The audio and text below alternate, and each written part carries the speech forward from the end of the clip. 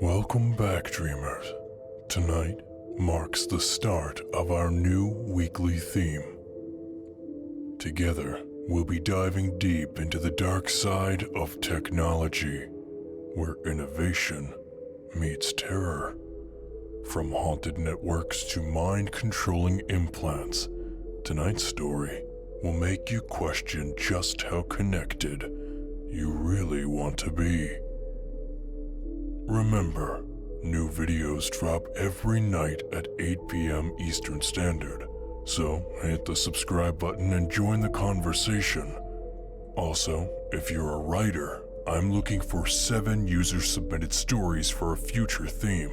Send them my way via email, and don't forget to comment with your ideas for future themes and your thoughts on tonight's story.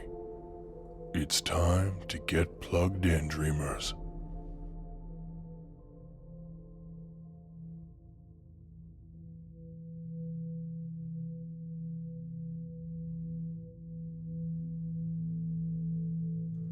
Shane sat on the edge of his trailer's flimsy bed, his fingers tracing the crumpled corner of an old photo.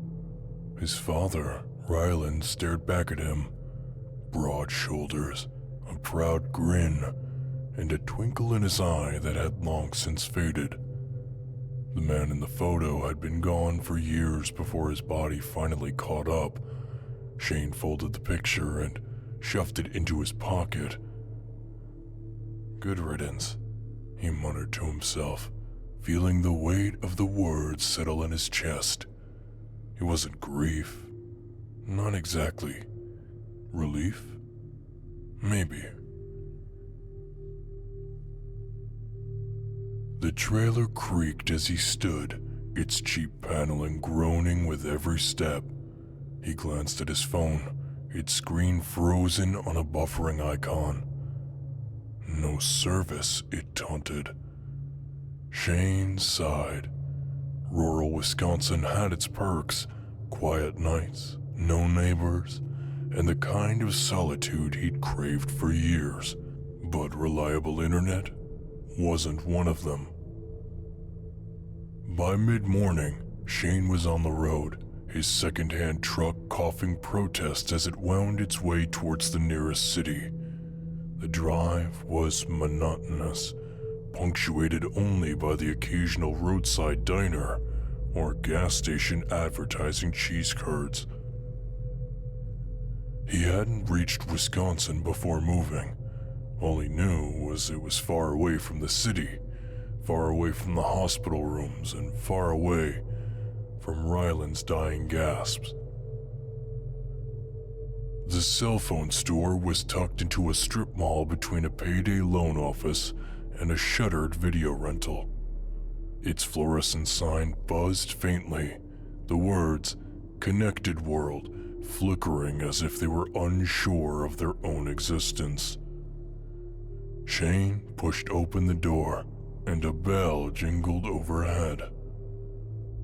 "Welcome," a man behind the counter called out, his voice thick with forced enthusiasm. He was tall, with slicked back hair that gleamed under the harsh lights. His name tag read Arnold, but the man grinned and said, "Call me Bub. Everyone does." Shane gave a polite nod, already regretting the trip. "What can I do for you?" Bub leaned forward, his smile widening unnaturally. "You look like a man who needs options." "I just need a phone plan that works out in the boonies," Shane said. "Coverage is garbage where I live." Bub snapped his fingers. "Say no more. I've got just the thing." He reached under the counter and produced a sleek, black phone.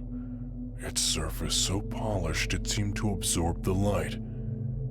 "SpiritLink network. Guaranteed coverage anywhere. Dead zones? Not a problem. This bad boy will keep you connected no matter where you are." Shane hesitated, eyeing the phone. "How's that even possible?" Bub's grin widened. Trade secret. Let's just say Spirit Link is ahead of the curve.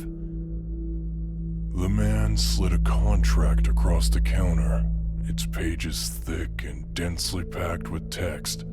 Shane scanned the first few lines before giving up. Legal jargon wasn't his strong suit. Feels like I'm signing my life away, Shane joked, picking up the pen. Bub chuckled, low and throaty. Ain't that the truth? Shane paused, the pen hovering over the paper.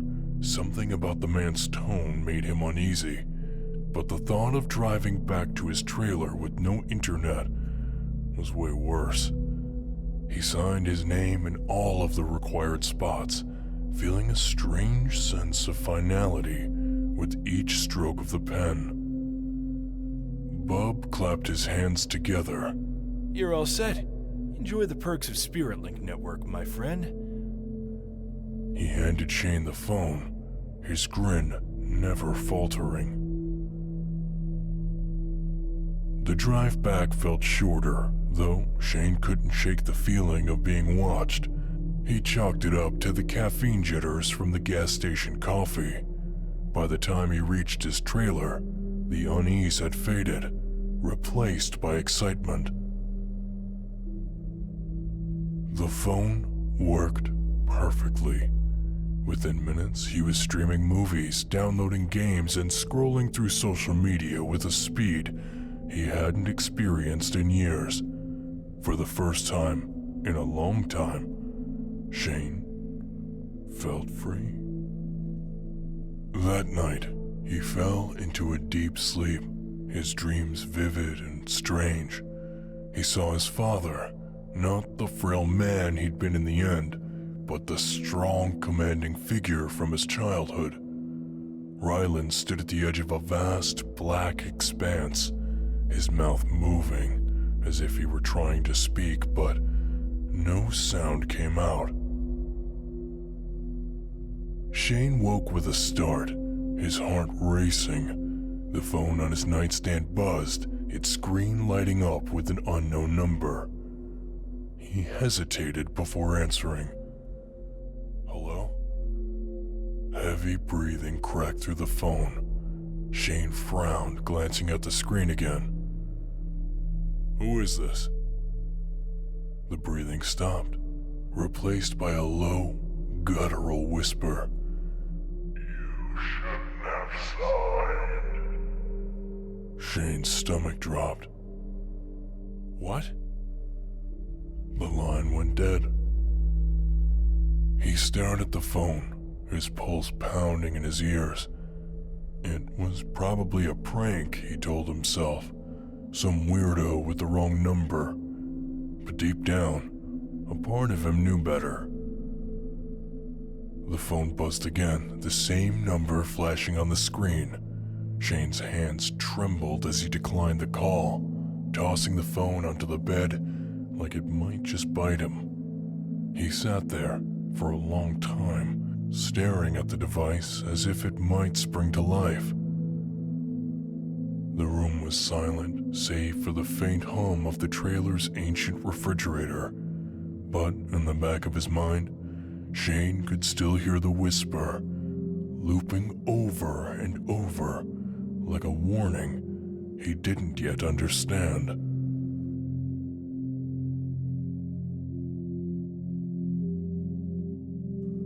Shane sat at the edge of his bed, staring at the phone like it was a venomous snake. The number had stopped calling, but its presence lingered in his mind, coiling around his thoughts. Just a prank, he whispered to himself, his voice too thin to be convincing. He picked up the phone, turned it off, and shoved it into a drawer. The silence in the trailer felt oppressive now. The kind of silence that wasn't empty but full, pregnant with something waiting just beyond the edges of perception. He turned on the TV, cranking the volume louder than necessary, letting the canned laughter of an old sitcom fill the space. Hours passed, but Shane couldn't relax. The laughter on the TV began to grate, the exaggerated cheerfulness clashing with his unease gnawing at him. He muted it, letting the static hum of the screen take over. And then, it rang again. The drawer rattled slightly as the phone vibrated against the wood. Shane froze, his heart thundering in his chest. He hadn't turned it back on. The screen lit up, casting a faint glow through the cracks of the drawer. The same number. "Don't answer it," he muttered, but his feet moved him before his brain could stop them. He yanked the drawer open and grabbed the phone. "Hello?" His voice cracked. This time, there was no breathing, just a faint crackling, like the sound of an old vinyl record spinning in an empty room. "Shane." The voice was unmistakable, low and gravelly, and tinged with the weight of 1,000 sleepless nights. It was his father's voice. "Dad?" Shane whispered, his grip tightening on the phone. "You're wasting your life," the voice said, each word dragging like a rusted chain. Shane's knees buckled, and he sank onto the bed. "This isn't real. You're not real." The voice didn't respond immediately. Instead, there was a long pause. And then, "You should have let me go." Shane's breath hitched. Memories flooded back. Nights spent sitting by his father's bedside, spoon-feeding him soup he barely had the strength to swallow. The resentment he'd tried to bury. The relief he'd felt when it was finally over. I didn't... Shane stammered, but the line went dead before he could finish. The phone slipped from his hand, landing on the floor with a dull thud. He stared at it, his mind racing. It wasn't possible. His father had been gone for over a week, buried in a plot Shane had barely been able to afford. And even if someone had been imitating his voice, how could they know? How could they know the words that had haunted Shane since the day he signed the DNR order?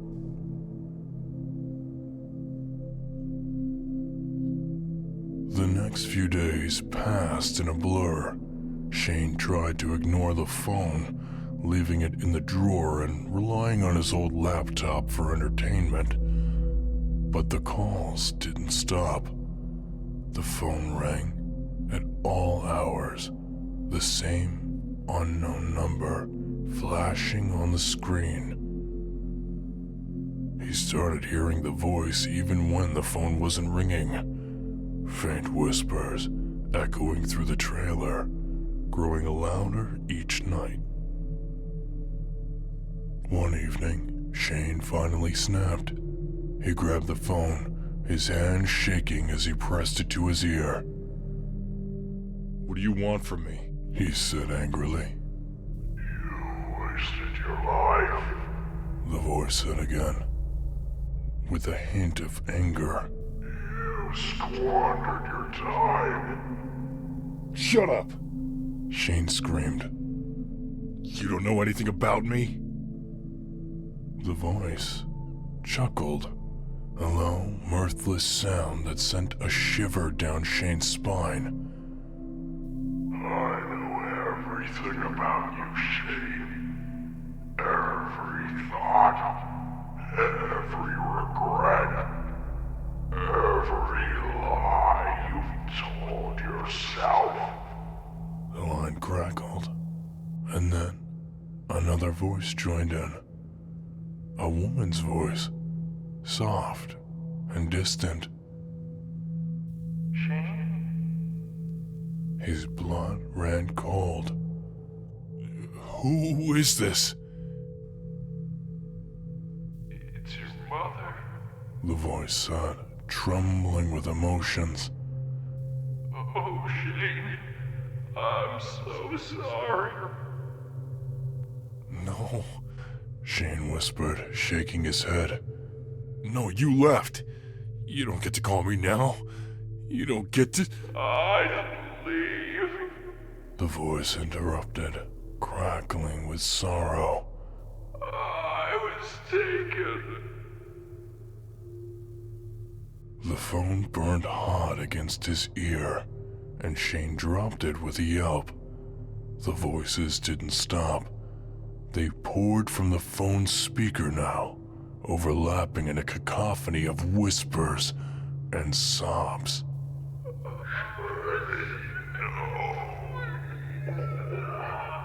He grabbed the phone, his hands trembling as he fumbled to turn it off. But the screen stayed lit, the voices growing louder and more frantic. Free us, Shane. His father's voice pleaded. Destroy the phone. No, The woman's voice cried. you can't. It's too late. The screen flickered, and Shane saw something. Faces, dozens of them, pressing against the glass as if trying to break through. Their eyes were wide with terror, their mouths open in silent screams. Shane, in a panic, hurled the phone across the room. It hit the wall with a sharp crack, the screen shattering into a spiderweb of fractures. And suddenly, the voices stopped in an instant, leaving the trailer in deafening silence. He sank to the floor, his chest heaving. For the first time in days, the trailer felt still. But then, from the corner of the room, the phone buzzed again. The shattered screen lit up, and the number flashed one more time. Shane didn't answer. He didn't need to. From the phone's speaker, Arnold's voice drifted out, low and mocking. See you soon, Shane.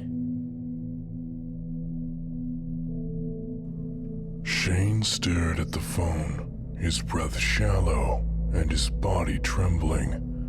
Arnold's voice, so smug and cruel, echoed in his mind. He grabbed the phone, his fingers curling around the fractured device like a lifeline. "What do you want from me?" he whispered, his voice raw and desperate. "Come to us." The words pulsed on the shattered screen, the glow casting eerie patterns across the room. Shane felt a pull, a compulsion that bypassed logic and went straight to his gut. He had to end this, whatever this was. He grabbed his keys and bolted out the door, the cold night air biting at his skin. The phone buzzed in his pocket, the vibrations growing stronger with each step towards his truck.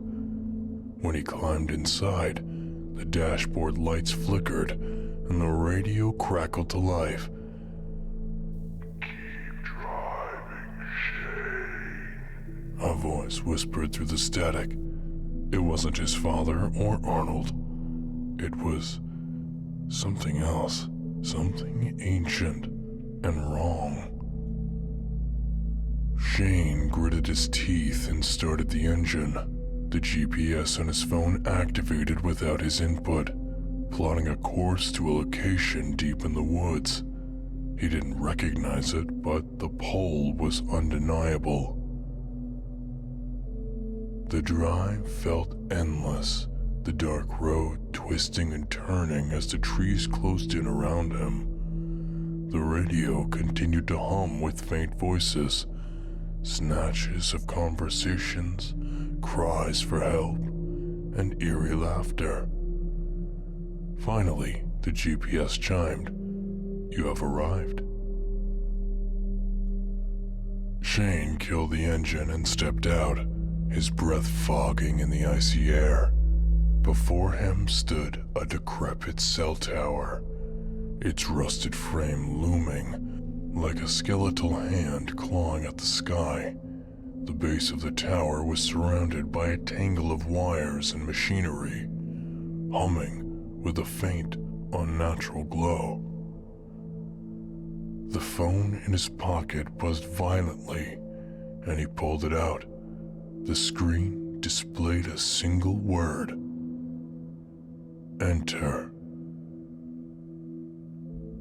Shane hesitated, but the compulsion was too strong.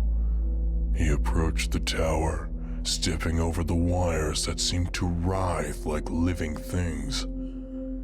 As he neared the machinery, he noticed something terrifying. Faces, dozens of them, pressed against the surface of the machines. Their mouths moved silently, their eyes wide with terror. He reached out to touch one of the faces, and it screamed, a sound so piercing and inhuman that Shane staggered back, clutching his ears. His father's voice pleaded again, this time coming from everywhere and nowhere at once. Shane spotted a lever on the side of the machine marked with a faded label, "Disconnect." He rushed towards it, his hands shaking as he grabbed hold. Don't do that. Arnold's voice purred suddenly behind him. Shane spun around, but no one was there. Pull that lever, and you'll destroy them all. Arnold continued, his voice dripping with mockery. Your father, your mother, your ancestors, every poor soul trapped here. Do you really want that on your conscience? Shane hesitated, his grip on the lever faltering. "They're suffering," he whispered. They're alive. Arnold countered. More alive than they've ever been. This network, it's a gift. A connection beyond death. You'd throw that away? For what? Peace? Closure? Don't be selfish, Shane. The voices of the trapped souls grew louder, their cries mingling with Arnold's taunts. Shane felt his head was splitting open, the cacophony threatening to overwhelm him. With a scream of defiance, he yanked the lever. The tower shuddered, and the machinery groaned as sparks flew from the wires. The faces on the machines twisted in agony, their screams rising to a deafening crescendo. Shane fell to his knees, clutching his head as the world around him seemed to implode. And then, silence. Shane opened his eyes. The tower was gone. The machinery, the faces, the wires, everything had vanished. He was back in his trailer, sitting on the floor. The phone lay in front of him, its screen dark and lifeless. For the first time in weeks, the air felt still. But then, the phone buzzed. Shane stared at it, his heart sinking. Slowly, he picked it up. The screen lit up, displaying a new message. Welcome home. Before Shane could react, a wire slithered out of the phone, quickly wrapping around his wrist. He screamed, trying to pull away, but the phone was alive now, its wires and circuits spreading up his arm like veins. The trailer dissolved around him, replaced by the dark, pulsating interior of the machine. He was no longer in control of his body, his movements dictated by the network. He saw the faces of the trapped souls again, but this time, he was among them. His father's face appeared before him, his eyes with sorrow. I told you to stop wasting your life. Rylan whispered. But now it's too late. Shane tried to scream, but no sound came out. The last thing he saw was Arnold standing at the center of the machine, grinning like a predator. Welcome to the network. Arnold said, his voice echoing through the void. Coverage you can count on. Forever.